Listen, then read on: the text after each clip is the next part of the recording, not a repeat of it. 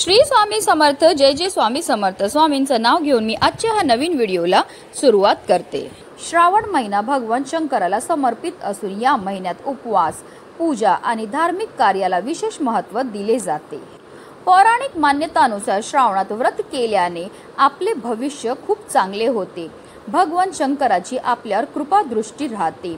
या श्रावण महिन्यात केवळ सोमवारच नाही तर काही जण श्रावणी शनिवारीही उपवास धरतात। श्रावणात विविध सणांची रेलचेल असते। श्रावणातील हरियाली तीज, नागपंचमी, रक्षाबंधन, पिठोरी अमावास्या, मंगळागौर अशा विविध सण या एकट्या श्रावण महिन्यात असतात। श्रावणातील व्रत केल्यामुळे आपल्या घरात सुख शांती नांदते। तसेच श्रावण महिन्यात शिवलिंगावर पाणी, दूध, बेलपत्र, धतुरा, मध इत्यादी अर्पण करण्याची परंपरा आहे। विशेषतः सोमवारी उपवास करून भगवान शिवाची पूजा केल्याने मनोकामना पूर्ण होतात। यंदाच्या श्रावणात 4 श्रावणी सोमवारचे व्रत आहे। या श्रावणातील दर सोमवारी महादेव म्हणजेच शंकराच्या पिंडीवर शिवामूठ म्हणून वेगवेगळे धान्य अर्पण करण्याची परंपरा आहे। पहिल्या श्रावणी सोमवारी म्हणजेच 28 जुलै रोजी शिवामूठ आहे तांदूळ। दुसऱ्या श्रावणी सोमवारी म्हणजेच 4 ऑगस्ट रोजी शिवामूठ आहे तीळ। तिसऱ्या श्रावणी सोमवारी म्हणजेच 11 ऑगस्टला शिवामूठ आहे मूग। चौथ्या श्रावणी सोमवारी म्हणजेच 18 ऑगस्टला शिवामूठ आहे जव। तसेच या श्रावण महिन्यात महिलांचा आनंदाचा सण म्हणजे मंगळागौरी तिथी सुद्धा असते। देवशयनी एकादशीच्या दिवशी श्रीहरी विष्णू 4 महिन्याच्या योग निद्रेत जातात आणि त्यावेळेस या समस्त विश्वाचा कारभार हा महादेवांच्या खांद्यावर असतो आणि म्हणूनच या चातुर्मासामध्ये महादेवांच्या पूजनाला विशेष महत्त्व हे दिलं जातं। महादेव हे सर्व वाईट गोष्टींचे नाश करणारे आहेत आणि म्हणूनच जर तुम्हाला असं वाटत असेल की तुमच्या आयुष्यामध्ये असणारी जी संकट आहेत, वेदना आहेत, दोष आहेत, दारिद्र्य आहे ते दूर झालं पाहिजे म्हणून आवर्जून आपल्याला महादेवांची पूजा आणि सेवा ही करायची आहे। तसेच श्रावण महिन्यामध्ये आपल्याला दररोज शिवलीला अमृताचा 11वा अध्याय पठण करायचा आहे। आता तुम्हाला दररोज पठण करणं शक्य नसेल तर किमान श्रावणातील सोमवारी तुम्हाला या अध्यायाचं पठण हे करायचं आहे। तसेच संपूर्ण श्रावण महिन्यामध्ये आपल्याला श्री शिवाय नमस्तुभ्यम किंवा पुरुष असतील तर ओम नमः शिवाय, स्त्रिया असतील तर नमः शिवाय या मंत्राचा जप हा करायचा आहे। तसेच आपल्याला दारिद्र्य दहन शिव स्तोत्राचं सुद्धा दररोज पठण हे करायचं। या स्तोत्राचं पठण केल्यामुळे आपल्या जीवनामध्ये असणारं सर्व दारिद्र्य दूर होतं। धार्मिक दृष्ट्या हा दिवस अतिशय महत्त्वाचा असल्यामुळे या दिवशी काही प्रभावी उपाय आणि सेवा देखील केल्या जातात आणि म्हणूनच आज प्रत्येक आईने आपल्या मुलांच्या उज्ज्वल भविष्यासाठी मुलांवर ही एक वस्तू ओवाळून टाकायची। ही वस्तू ओवाळून टाकल्यामुळे आपल्या मुलांच्या आयुष्यामध्ये असणारी सर्व संकट, विघ्न, दोष तर दूर होणारच आहेत, पण त्यांच्यावर कधीही कोणत्याही प्रकारचं वाईट संकट सुद्धा येणार नाही। त्यांच्या प्रत्येक क्षेत्रामध्ये भरभरून अशी प्रगती होणार आहे। तर ती कोणती वस्तू आपल्याला ओवाळून टाकायची, कोणत्या वेळेत ओवाळून टाकायची त्याबद्दल सविस्तर आणि महत्त्वाची अशी माहिती मी तुम्हाला या व्हिडिओमध्ये देणार आहे। तर व्हिडिओ पूर्ण पहा आणि जर तुम्ही माझ्या चॅनलवर नवीन असतील तर चॅनलला सबस्क्राईब करा आणि शेजारी बेल आयकॉन सुद्धा प्रेस करा जेणेकरून तुम्हाला माझ्या नवनवीन व्हिडिओचं नोटिफिकेशन हे मिळत राहील आणि तुम्ही एक पण व्हिडिओ मिस करणार नाही। कमेंटमध्ये श्री शिवाय नमस्तुभ्यम लिहायला अजिबात विसरू नका।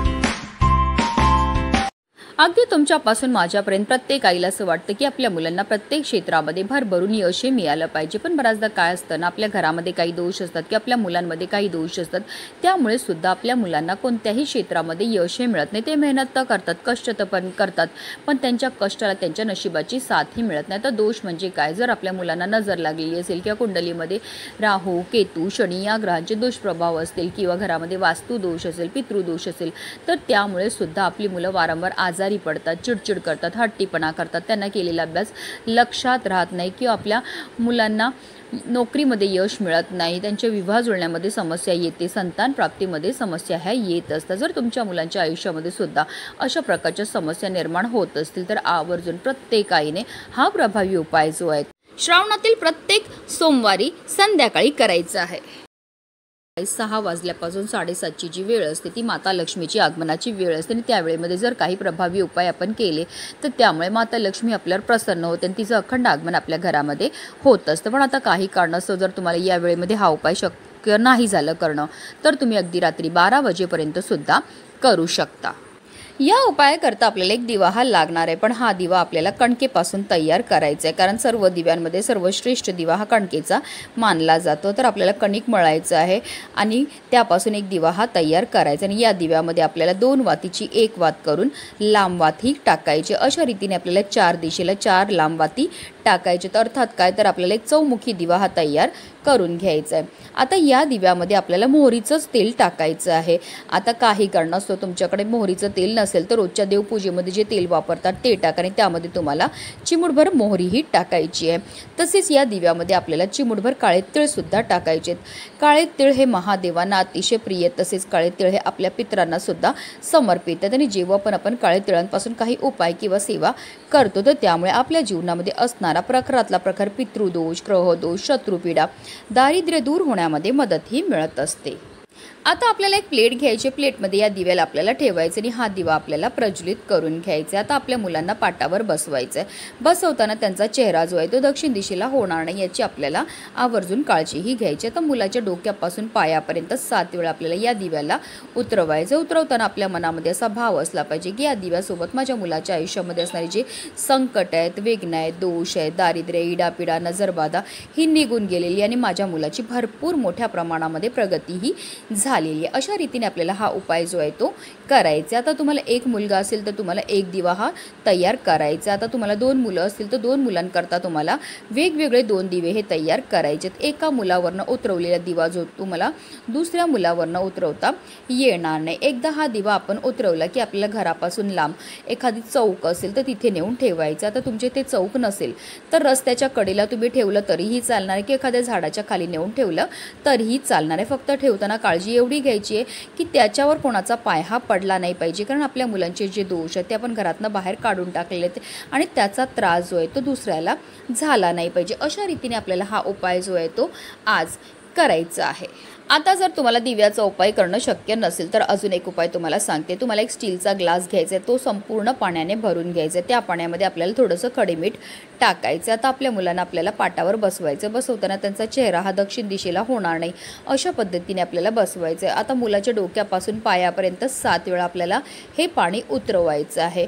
उतरवताना आपल्या मनामध्ये असं बोलायचं आहे, आल्या गेल्याची, घरची, दारची, शेजारी पाजाराची, कुत्र्या मांजरांची, पशुपक्ष्यांची, कोणाची कुठल्याही प्रकारची चांगली किंवा वाईट नजर लागलेली असेल तर ती निघून गेली पाहिजे आणि माझ्या मुलाची मोठ्या प्रमाणामध्ये प्रगती ही झाली पाहिजे। अशा रीतीने आपल्याला बोलायचं आणि मुलांवरनं 7 वेळा हे पाणी जे आहे ते उतरवून टाकायचं। आता एकदा पाणी हे उतरवलं की आपल्याला हे पाणी जे आहे ते घाण पाण्यामध्ये टाकायचं। म्हणजे जे तुम्ही भांडी घासतात तर त्याच्यामध्ये जे खरकट्याचं पाणी निघतं तर त्याच्यामध्ये तुम्हाला हे पाणी टाकायचं। आता तुमच्याकडे खरकट्याचं पाणी नसेल तर वॉश बेसिनमध्ये तुम्हाला हे पाणी जे आहे ते टाकून द्यायचे। अशा रीतीने आपल्याला हा उपाय जो आहे तो करायचा। हे दोन्हीही उपाय अतिशय प्रभावी आहेत। हे उपाय केल्यामुळे आपल्या मुलांना लागलेली वाईटातली वाईट नजर जी आहे ती निघून जाते आणि आपल्या मुलांमध्ये जर कोणत्याही प्रकारचे दोष नसतील तर त्यांची भरपूर प्रमाणामध्ये प्रगती ही व्हायला लागते। प्रत्येक श्रावणातील सोमवारी हा उपाय तुम्हाला करायचा। हा उपाय केल्यामुळे तुम्ही स्वतः अनुभव घेतील की तुमच्या मुलांमध्ये चमत्कारिक असे बदल घडायला लागलेले आहेत। म्हणूनच व्हिडिओ जास्तीत जास्त लोकांपर्यंत शेअर करा जेणेकरून प्रत्येकाच्या मुलाच्या आयुष्याचं कल्याण हो हीच मनामध्ये इच्छा। हर हर महादेव।